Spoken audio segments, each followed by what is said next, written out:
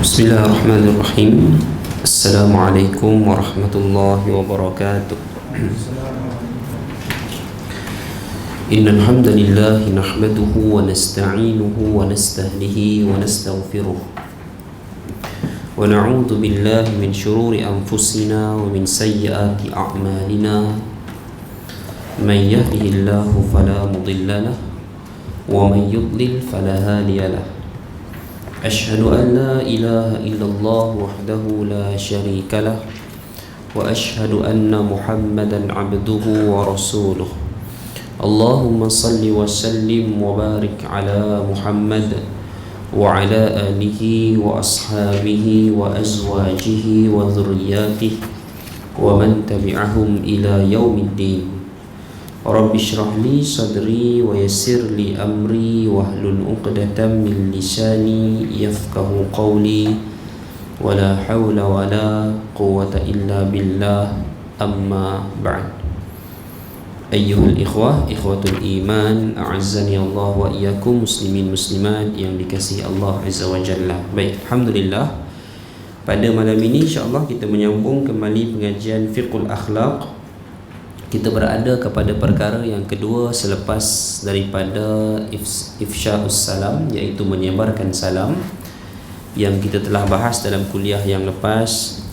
Kita melihat anjuran, kelebihan, galakan memberi salam ataupun mendahului salam, dan kita juga telah melihat bagaimana daripada segi asas adabnya bahawa salam itu dimulakan oleh orang yang lebih muda kepada orang yang lebih tua, ya, orang yang sedikit kepada yang ramai, orang yang berkenderaan kepada orang yang tidak berkenderaan, ya, dan begitulah seterusnya, merupakan adab, asas adab kepada memberi salam.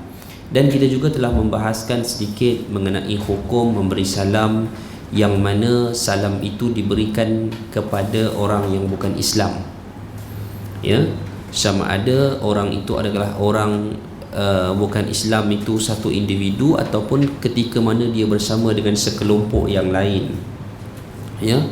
Kita telah bahaskan di mana sebenarnya boleh untuk memberikan salam, ya, kepada orang bukan Islam, atau menjawab salam mereka jika mereka memberi salam dengan niat ataupun dengan doa semoga Allah membuka pintu hati mereka dengan hidayah.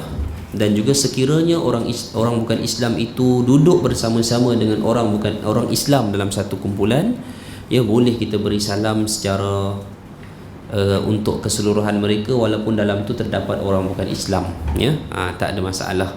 Dan kita juga telah melihat mengenai tempat-tempat yang dibolehkan untuk tidak menjawab salam, ya, dalam perbahasan buku kita ni ada dinyatakan beberapa tempat itu, dan kita telah pun bincang pada minggu yang lepas. Baik, insya-Allah pada malam ini yang kedua, iaitu dalam bab al-hadiyah, iaitu hadiah lah, ya. Bahasa Arab dengan bahasa Melayu samalah, hadiah, iaitu al-hadiyah. Baik.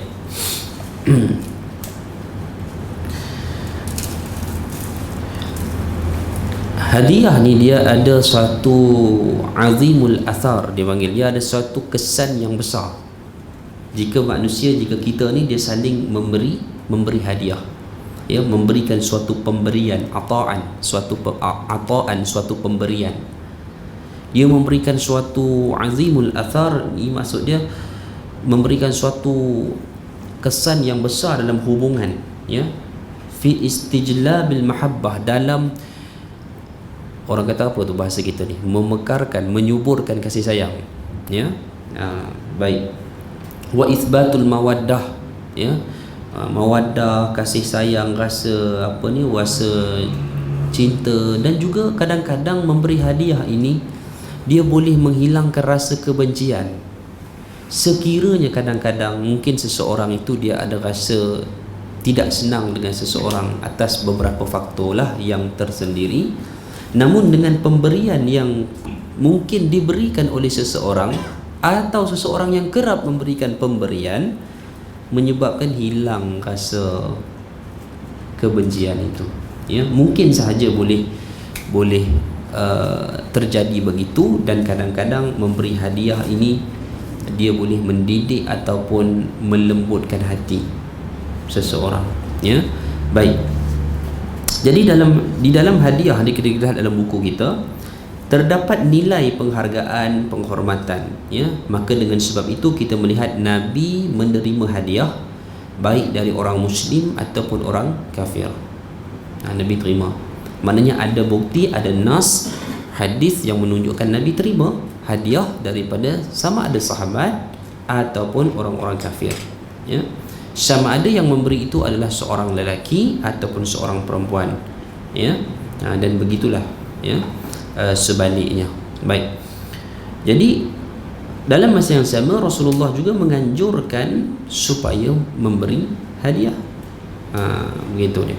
Baik. Berikut kita lihat hadis-hadis Rasulullah berbicara tentang hadiah. Yang pertamanya dari Aisyah radhiyallahu anha. Kana Rasulullah sallallahu alaihi wasallam yaqbalul hadiyah wa yuthibu 'alaiha. Rasulullah sallallahu alaihi wasallam menerima hadiah dan membalasnya. Ini dia pemberian. Ya, bukti yang jelas daripada muttafaqun alaih, riwayat Bukhari dan Muslim. Baik. Yang di sebelah tu cuba kita lihat. Dari Abu Hurairah radhiyallahu anhu, ia berkata, hadis riwayat Bukhari Muslim juga, jika Rasulullah sallallahu alaihi wasallam diberi makanan, maka beliau bertanya, apakah ini hadiah atau sedekah? Ya. Jika dijawab ini adalah sedekah, maka beliau berkata pada para sahabat, makanlah, dan beliau tidak memakannya. Kenapa? Hadiah, bukan hadiah. Nabi tak boleh terima. Apatah lagi zakat. Gitu kan. Sebab itu Salman Al-Farisi tu dia nak uji, beliau nak uji kebenaran kerasulan Nabi. Diriwayatkan Salman Al-Farisi memberi tandan kurma kepada Nabi. Hari pertama beliau menyatakan ini adalah sedekah, ya, dan Nabi tak makan. Salman tengok Nabi tak makan, Nabi berikan kepada orang yang layak menerima. Hari kedua bila Salman kata ini hadiah, Nabi makan. Bukti betul lah ini adalah Rasulullah. Sebab Salman Al-Farisi ni memang ada maklumat, memang ada ilmu berkaitan dengan tanda-tanda kerasulan. Ya, sebab beliau lahir daripada Majusi, beliau pernah berguru dengan rahib Nasrani, dan beliau juga pernah berguru pernah menjadi hamba kepada orang Yahudi. Jadi beliau ada maklumat tentang tanda-tanda kerasulan. Ya. Jika dijawab ini adalah sedekah, maka baginda berkata kepada para sahabat, makanlah, dan beliau tidak memakannya. Jika dikatakan bahawa makanan itu adalah hadiah, Rasulullah sallallahu alaihi wasallam segera membaginya dan makan bersama dengan mereka. Okey. Para sahabat Ansar memberi hadiah kepada Rasulullah sallallahu alaihi wasallam. Dari Aisyah radhiyallahu anha, ia berkata kepada Urwah, wahai, keluar pula bahasa tu. Apa tu? Ponakanku tu apa? Siapa tahu bahasa Indonesia? Tak biasa baca buku kitab apa? Terjemahan. Ya? Apa ponakan?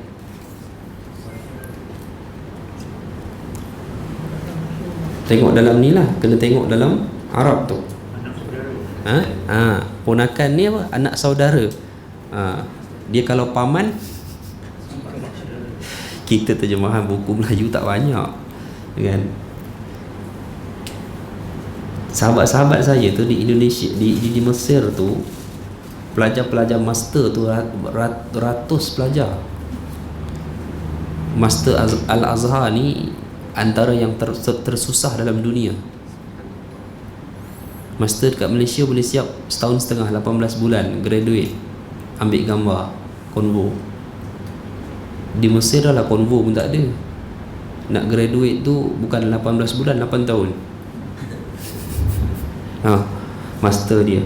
Pelajar Malaysia ni boleh bilang lah berapa yang ada, kan? Dia boleh habis tapi ambil masa lama. Tapi Indonesia ramai. Kadang-kadang tu saya tengok jumlah semasa kadang-kadang 10, ada yang kadang-kadang 100 lebih satu tempoh. Jadi mereka pulang, peluang pekerjaan ni tak macam ustaz-ustaz Malaysia, banyak. Jadi mereka terpaksa bersaing. Antara salah satu daripada sumber mereka adalah menterjemah. Jadi industri terjemahan mereka hidup. Tapi kesannya ada baik, ada kurang baik lah. Yang baik itu lebih banyak daripada yang kurang baik. Yang kurang baik kadang-kadang sebahagian terjemahan tidak ditapis dengan teliti. Terjemahan kita pun kadang-kadang ada juga masalah kan. Tapi terjemahan mereka kadang-kadang ada sebahagian tidak ditapis. Tapi sebahagian besar ni saya tengok alhamdulillah kan, setakat yang saya baca lah. Jadi dia ada ada kesan yang baik lah. Akhirnya kitab-kitab Arab, hatta kitab-kitab mu'tabar seperti Fathul Bari pun telah selesai diterjemah. Jadi nak tunggu kita ni tak tahulah bila, sebab ustaz kita tak payah terjemah pun kaya dah. Kan? Itu beza dia lah. Okey, baik. Saya cari dalam kitab yang yang sebenar ni adalah hadisnya, ya. Baik.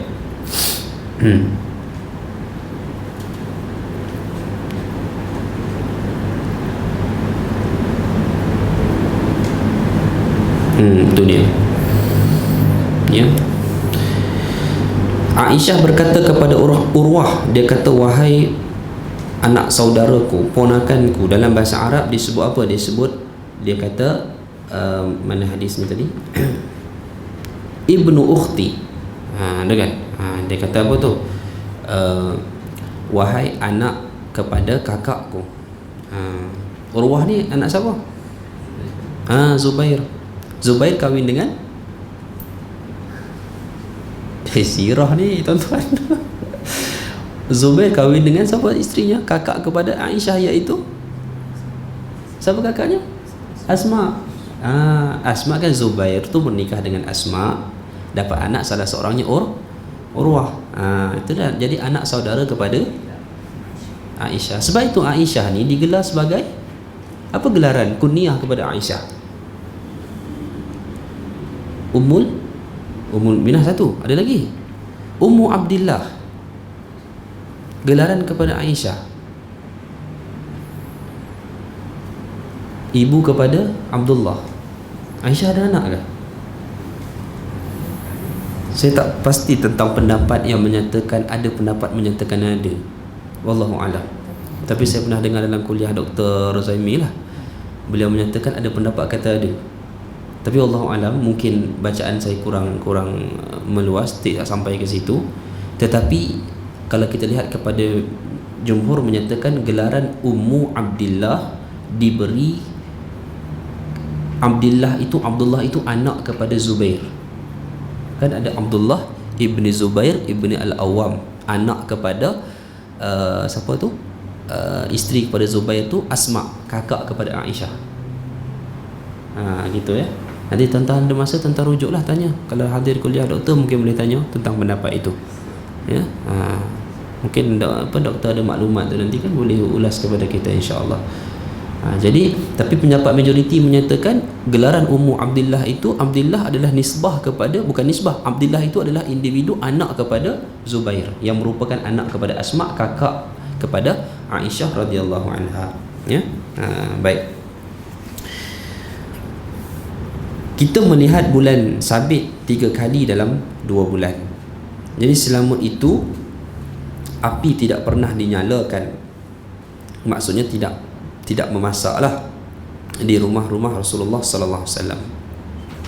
Maka Urwah berkata, wahai ibu saudaraku, jadi apa yang kalian makan sehari-hari? Urwah pun tanyalah kan. Tak tahulah Urwah panggil apa kan. Tak ada, panggil mak saudara dia lah. Kan. Jadi ya, apa bahasa Arab panggil apa tu? Aisyah kepada Urwah ni jadi apa? Apa gelarannya? Khalah. Boleh tulis kha alif lam ta marbutah. Khalah. Ni ada ni.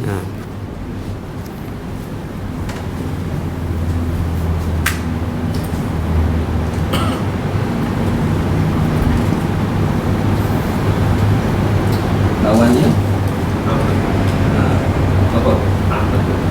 menantu. Tahu beza ya? Dia ni bahasa Arab ni, dia belah mak dengan belah ayah dia beza. Itu dia. Kalau ibu saudara kita sebelah ayah, ibu saudara tu adik-beradik ayah kita, ya, dia panggil ammah. Kalau ibu saudara tu adik-beradik ibu kita, dia panggil khalah. Itu beza. Macam cucu, kan? Dia ada hafidah, dia ada hafad tu dengan apa tu? Dengan satu lagi sibt. Kan? Dalam hadis tu Hasan tu disebut sebagai sibtu Rasulullah, cucu kepada Rasulullah. Sibt tu dia cucu daripada anak perempuan.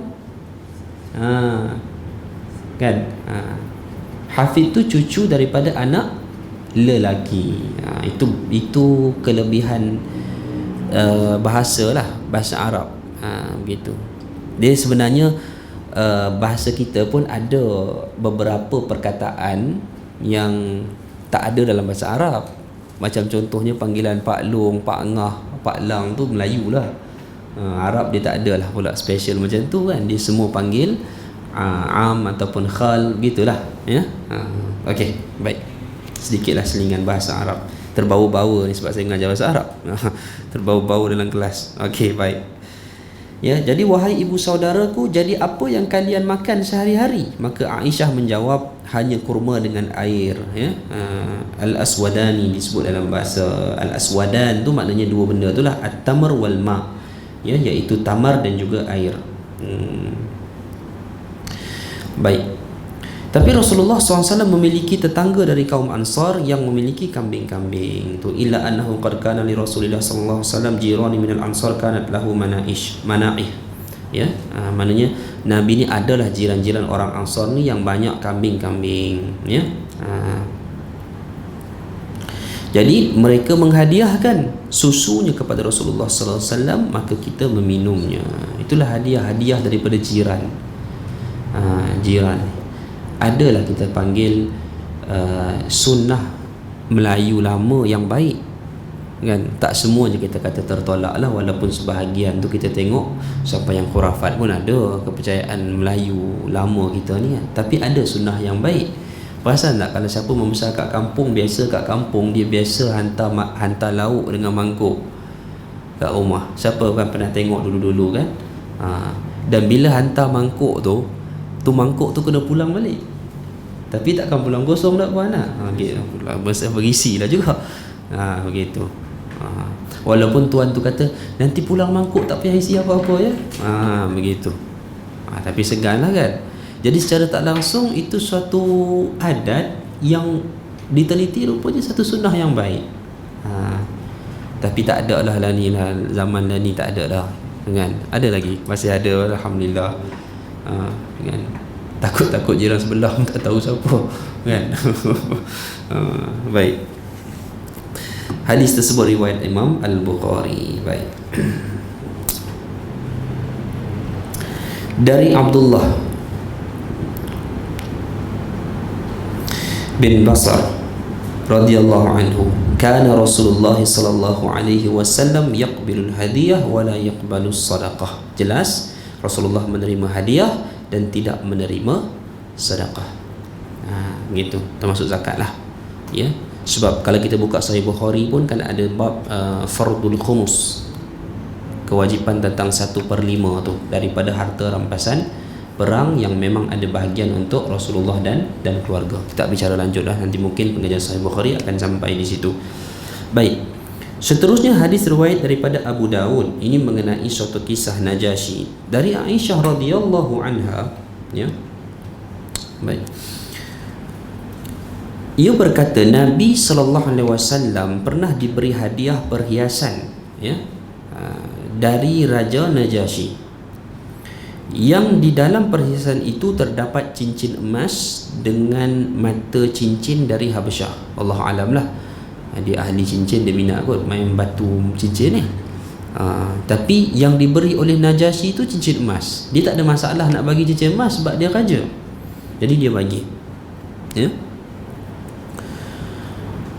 sebut apa ni, sebut tentang emas ni, saya lupa dekat mana mengajar, dekat rumah tu mengajar, ada apa tu,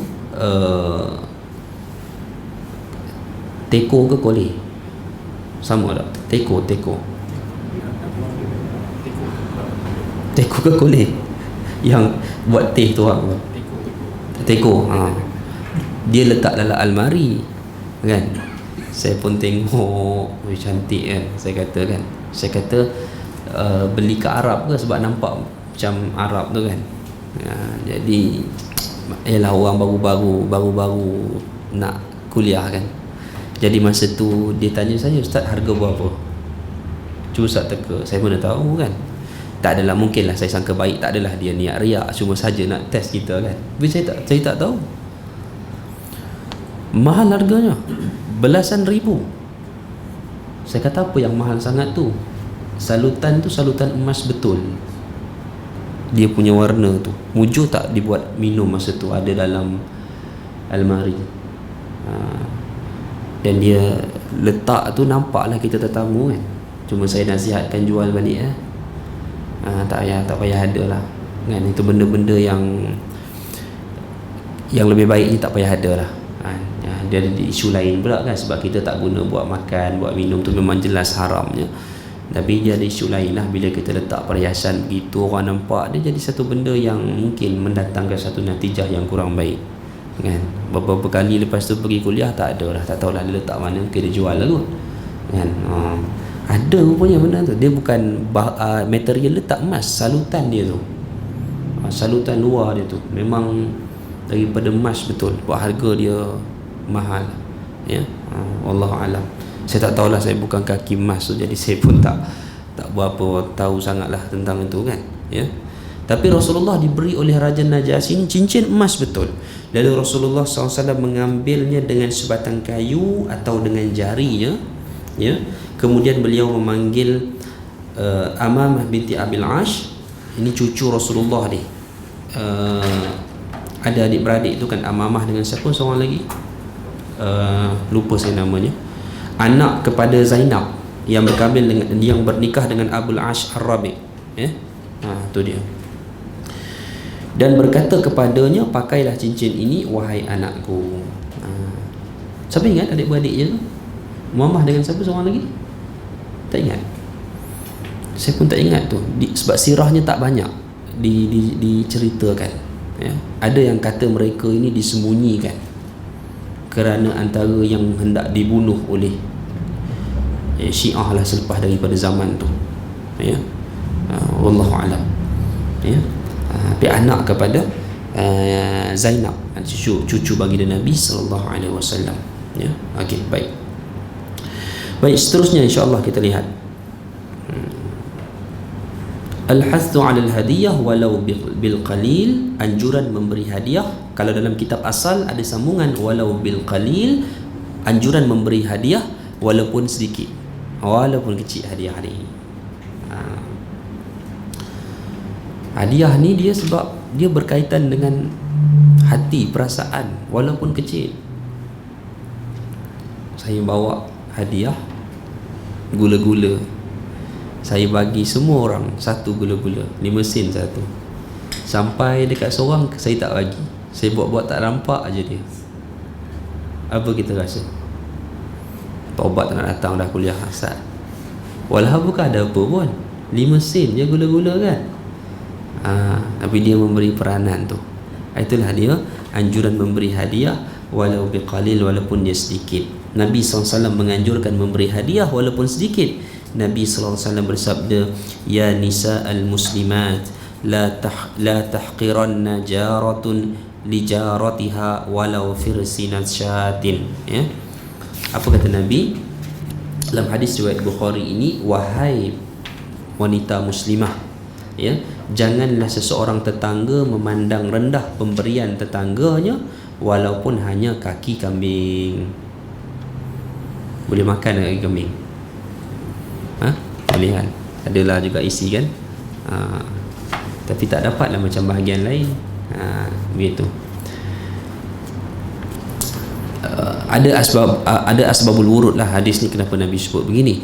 Tapi untuk kita ringkaskan pada malam ni, maknanya mesej daripada Nabi tu, kalau kita dapat satu pemberian, kadang-kadang ada orang bagi ni, kita komen di belakang, kita kata alamak itu tak habis kenduri lah tu, baru bagi kita.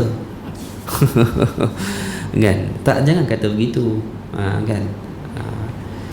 Jadi iyalah, mungkin pada awal dia pun tak berani nak bagi, takut tak cukup dengan apa tu, dengan undangan tu, tengok-tengok ada lebih. Jadi daripada membazir dan sebagainya, ya kita terimalah, walaupun benda tu kecil, walaupun benda tu sikit.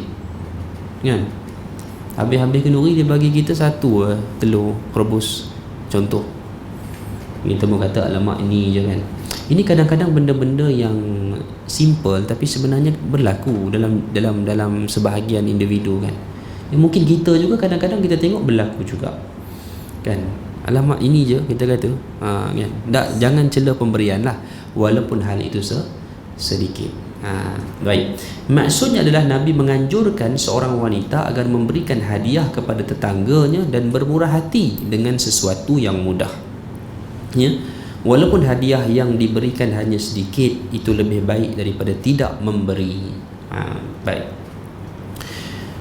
dia orang yang sentiasa menghulurkan, dia bukan orang yang sentiasa bersedia menerima.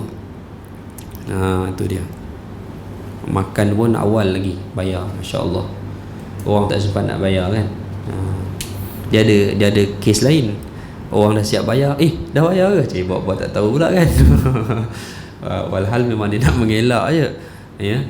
Baik, hadiah merupakan bukti adanya cinta. Ni kan bahasa pengarang ni. Dalam hadis juga dianjurkan bagi yang diberi hadiah untuk menerima hadiah walaupun sedikit. Itu merupakan bukti penghargaan orang yang diberi hadiah kepada orang yang menerima hadiah.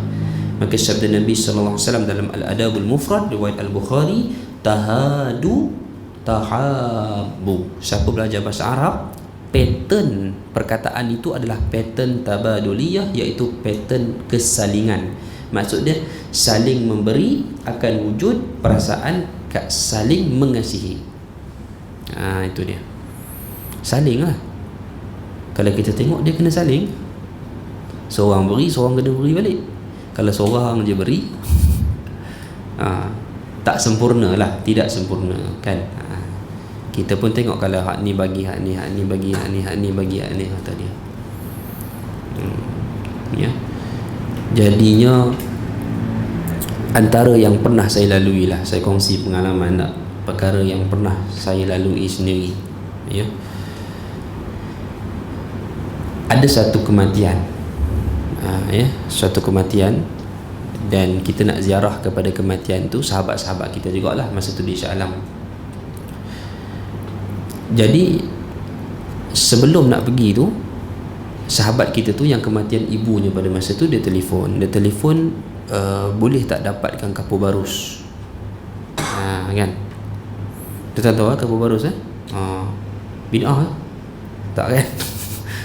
Jangan lagi sebut bid'ah pula, dia tak ada apa, hal tu bukan ibadah pun, ya. Dia hanya digunakan untuk, orang kata untuk bau lah kan, untuk tahan sedikit bau jenazah tu, ya. Sebab jenazah ni memang siapa yang pernah selamatkan mangsa lemas tahulah macam mana baunya. Zaman saya belasan tahun dulu, ada satu isu orang Sabah meninggal, kontroversi, bergaduh tentang waris ni, bergaduh pasal nak bawa balik tak bawa balik. Akhirnya tuan-tuan, lebih sampai 2 hari.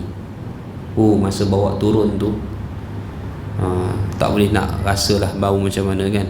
Balik kepada cerita tadi, jadi tanya malam ni, ada tak kapur barus kan, nak mandi kan esok pagi. Jadi lebih kurang dalam pukul 10, pukul 11, saya dengan seorang sahabat saya, seorang ustaz, tapi dia asal Indonesia, duduk di sini.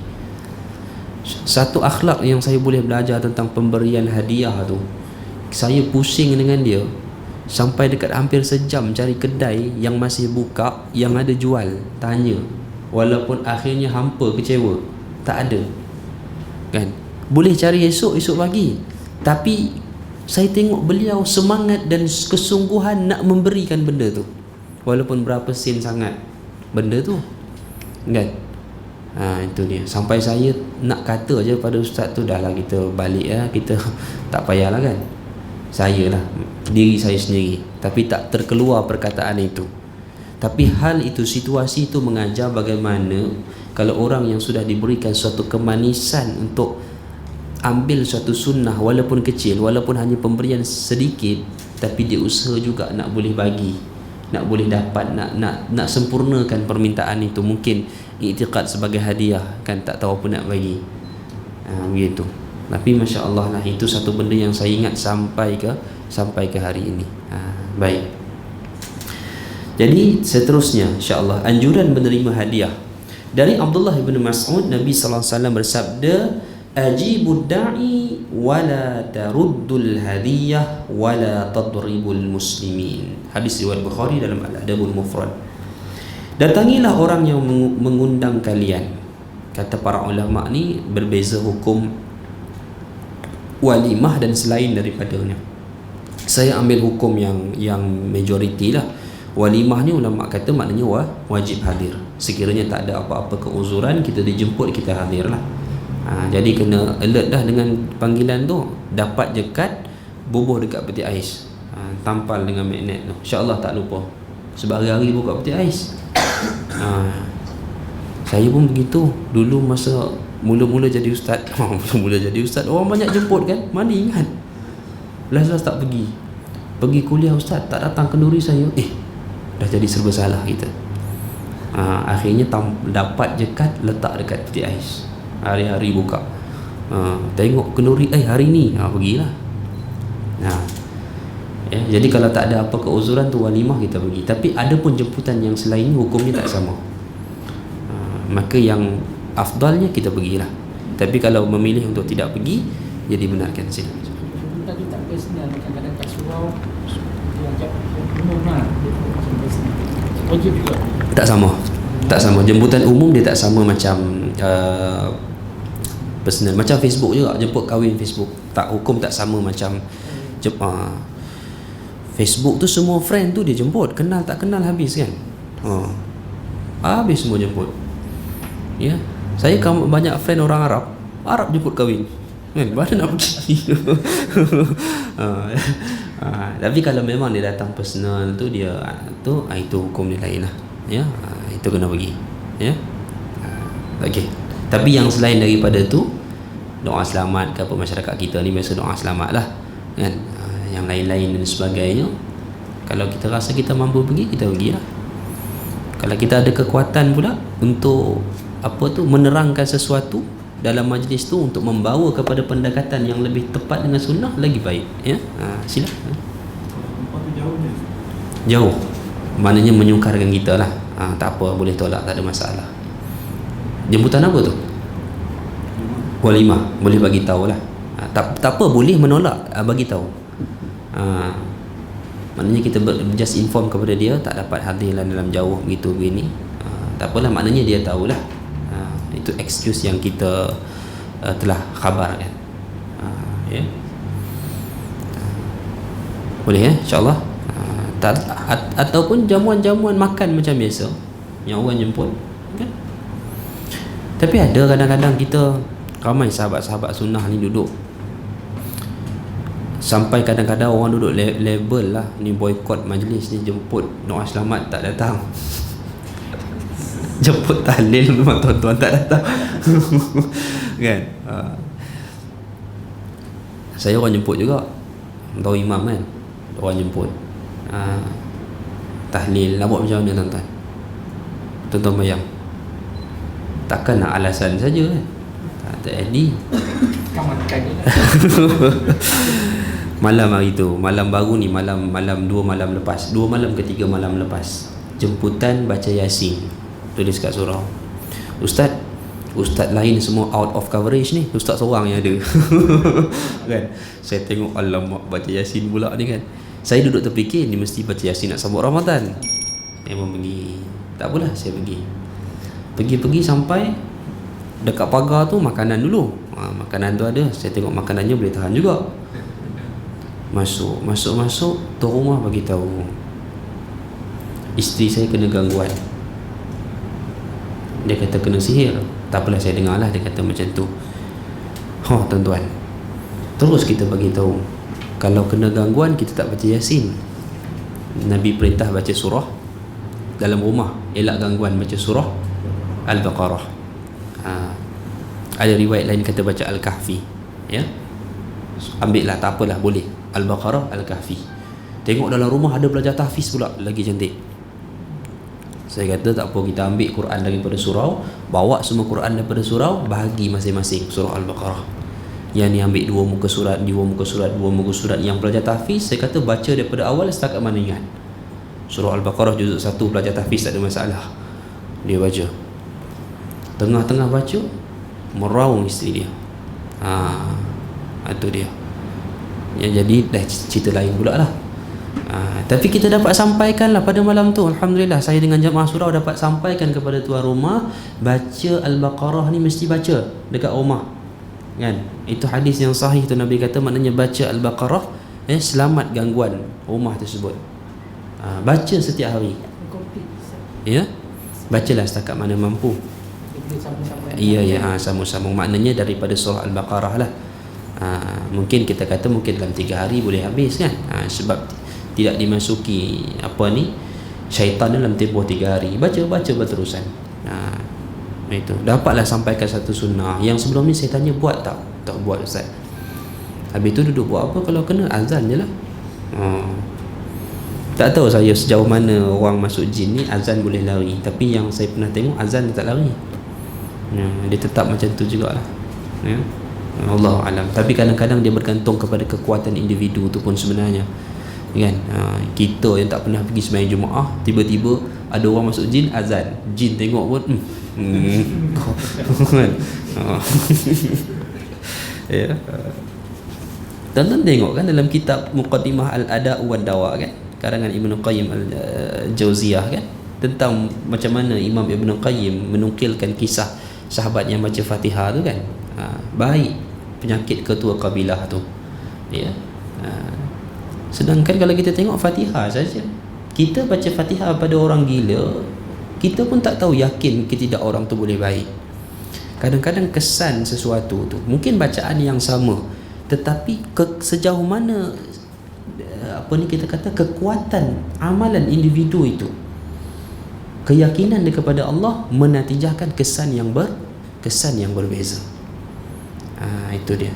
Sebab itulah antara sebabnya dibenarkan, diizinkan kita ni untuk tawassul dengan cara minta orang lain doakan untuk kita. Kita jumpa dengan dia yang kita yakini kesalihannya, kan, tak ada masalah. Kita jumpa dengan dia, kita minta tolong doakan saya, dengan syarat kita berdoa lah. Gitu.